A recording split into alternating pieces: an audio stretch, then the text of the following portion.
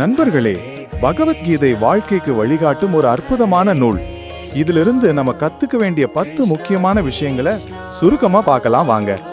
இந்த சின்ன சின்ன விஷயங்களை கடைபிடிச்சா போறோம், நம்ம வாழ்க்கை இன்னும் சிறப்பா மாறும். கவலைப்படாதே, சந்தோஷமாயிரு. நடந்ததை நினைச்சோம், நடக்க போறதை நினைச்சும் கவலைப்படாம இப்போ இருக்கிற தருணத்தை முழுசா அனுபவிங்க. கடமையை செய், பலனை எதிர்பாராதே. நீங்க செய்யற வேலையை மட்டும் கவனம் செலுத்துங்க, அதோட பலன் தானா வரும். மாற்றம் ஒன்றே மாறாதது. வாழ்க்கையில வர மாற்றங்களை தைரியமா ஏத்துக்கோங்க. உடல் தற்காலிகம், ஆத்மா நிரந்தரம்.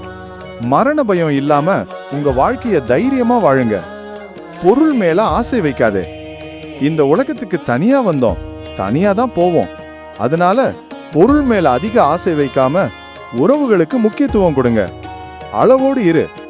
சாப்பிடுறது, தூங்குறதுன்னு எல்லாத்துலயும் ஒரு அளவு வச்சுக்கோங்க. கோபத்தை விடு. கோபம் உங்க புத்தியை மழுங்கடிக்கும், தோல்விகளுக்கு வழிவகுக்கும்.